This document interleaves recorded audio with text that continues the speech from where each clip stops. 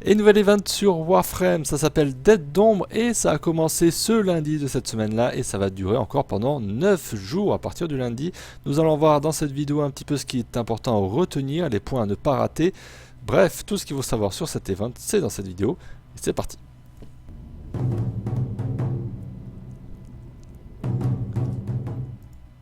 Et bienvenue dans cette vidéo qui est dédiée donc à l'opération Dead d'ombre. Ça s'appelait Opération, tout simplement. C'est la première partie qui s'appelle Opération. Voilà, ce n'est pas une alerte tactique, parce que les alertes tactiques, logiquement, il y a des emblèmes Stratos dessus. Voilà. Donc voilà, là c'est un petit peu différent. C'est un petit peu plus construit quand même qu'une alerte tactique classique. Nous allons voir dans un premier temps, il y a deux parties, comme vous le voyez à l'écran sur la fenêtre du jeu. La première partie, la seconde partie, le final qui n'est à l'heure actuelle pas actif, mais qui a été plus ou moins spoilé.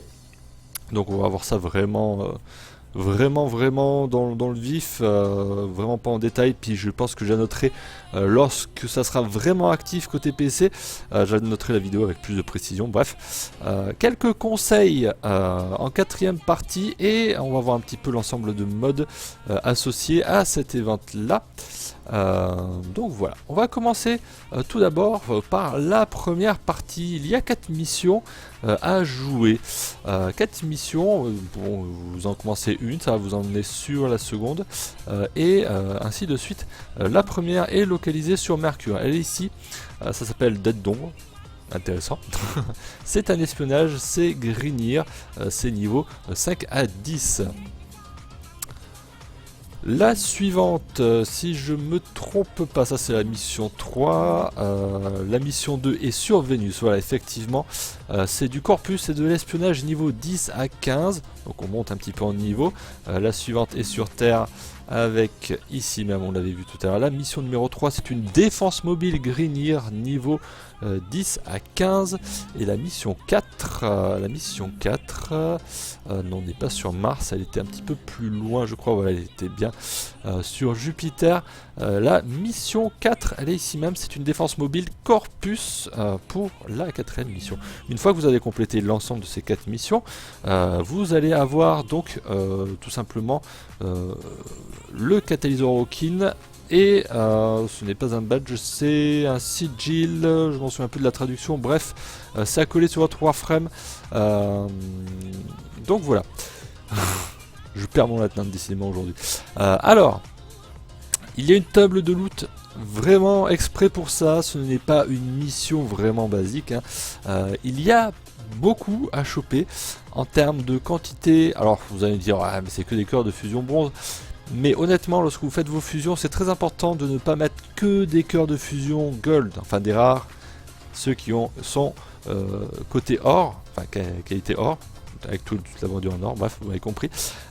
C'est bien d'avoir un mix entre, enfin moi en général, lorsque je fais une fusion de légendaire, j'en mets à peu près 300 en rare, et puis après je complète avec des cœurs de fusion argent et des cœurs de fusion bronze. Ça m'évite de tout cramer les cœurs de fusion en or. Bref. Très important aussi, nous avons vu que ça traversait plusieurs missions et ne pas oublier qu'il y a un certain nombre de loot à travers ces missions. Il y a des capteurs à choper sur la quatrième partie, vu qu'on est sur Jupiter, des capteurs neuronaux. Sur la partie sur la Terre, c'est un moyen très facile de faire une très grosse quantité de neurones. Voilà. Sur la première partie, sur les espionnage Grignir, et puis sur Vénus, l'espionnage Corpus, il y a donc les récompenses d'espionnage, il y a des cœurs de transmutation qui sont dans la table de loot, il y a aussi des lots de 25 heures de fusion, je crois, mais ça c'est quand même assez rare à attraper. Mais point très intéressant, il s'agit de l'espionnage Corpus, la mission numéro 2. Elle comporte des ennemis un petit peu spéciaux que l'on va voir ici même dans le codex rapidement. C'est de l'ennemi Corpus.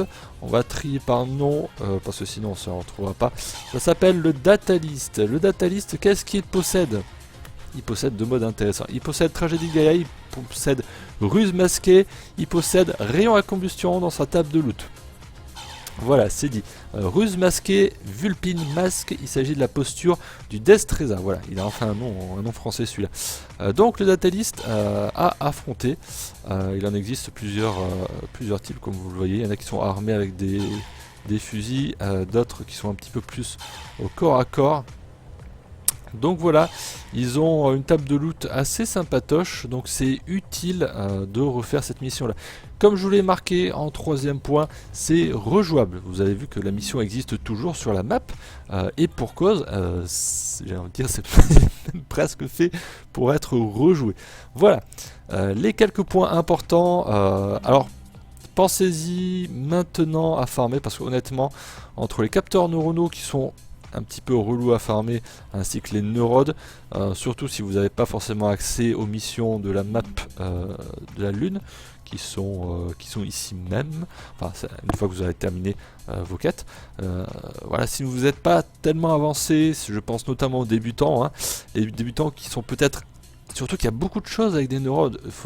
Tous les casques cosmétiques en général, ils bouffent des neurodes. Donc allez-y, profitez-en. Si vous êtes en manque de neurodes, faites-vous un stock, même un stock de 50 neurodes, j'ai envie de dire. Si vous avez envie de crafter un max de casques cosmétiques, ça ne suffira pas. il y a vraiment assez pour 50 neurodes. Vous avez assez pour une vingtaine de casques à tout casser, voilà. Bref.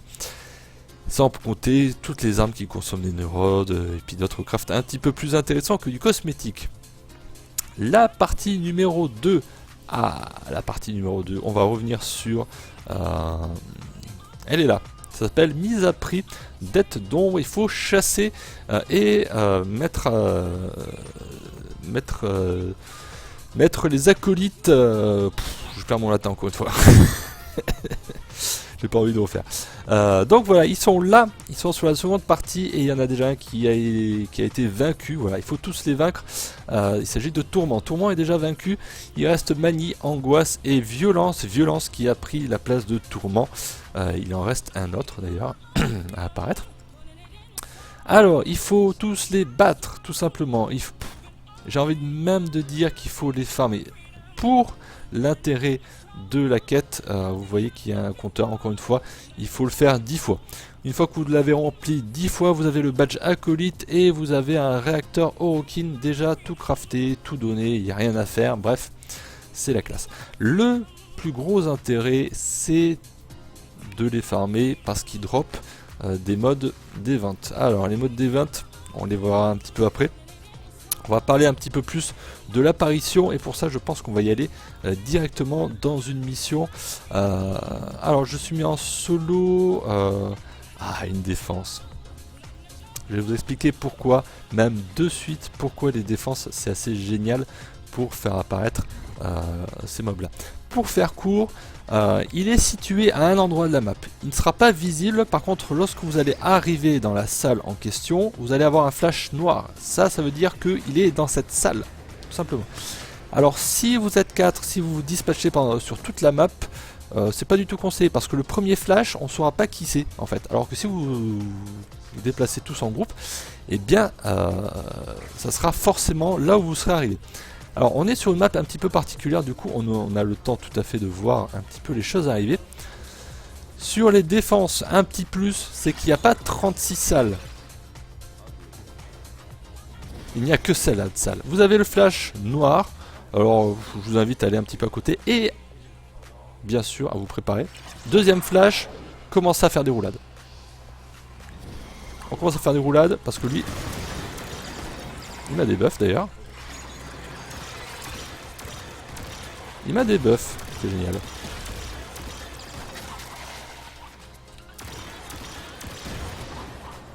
Donc voilà, il a des attaques qui sont héritées de... Bah là on a un beau slash dash, c'est assez joli. Il a un debuff. Il a la vague de glace de Frost. Il a hérité absolument des autres pouvoirs.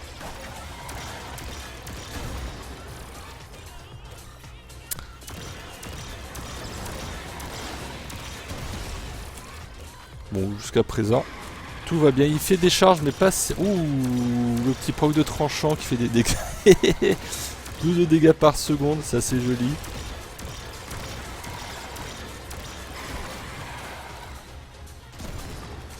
Alors le but c'est pas de le tuer parce que vu la quantité de PV qu'il a, ça va pas le faire.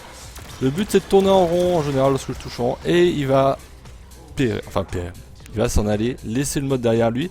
On va laisser Aladvé parler un petit peu, même si je peux, si vous mettez un marqueur vous le saurez d'avance. Tir de shrapnel. Donc voilà, on a looté ce mode là.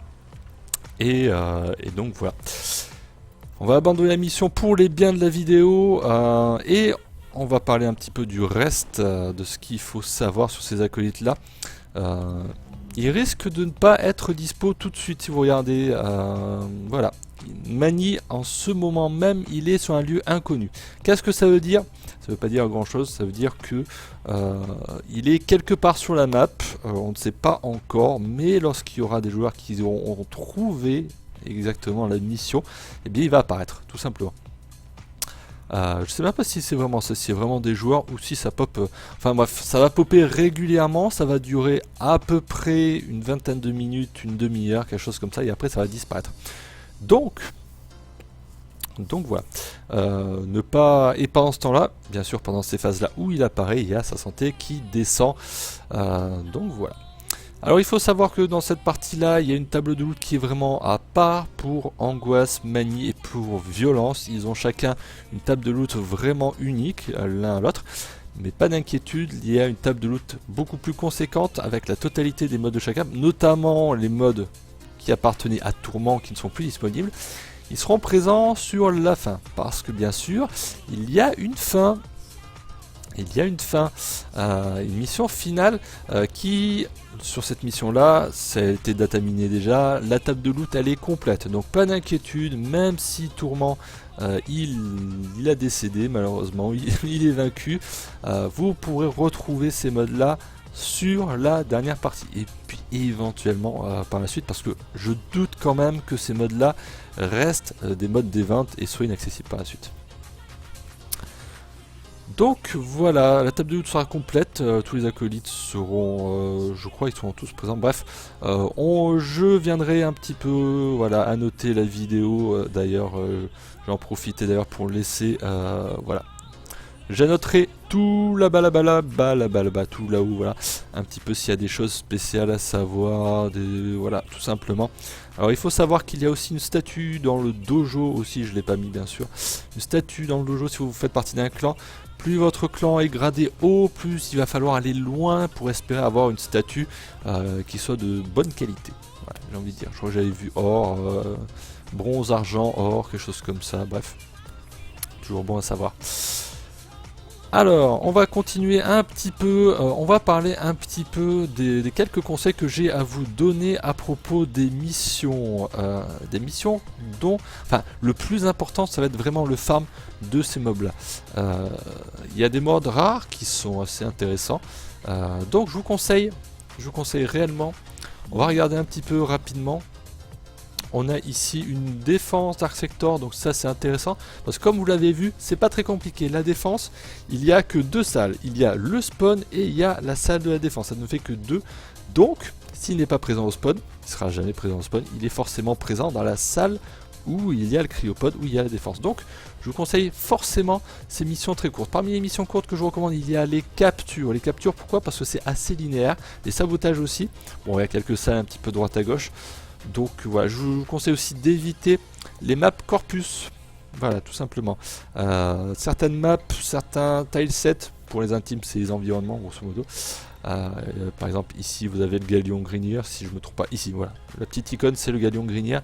Je vous conseille, parce que souvent, sur certaines maps corpus, il y a des petites salles.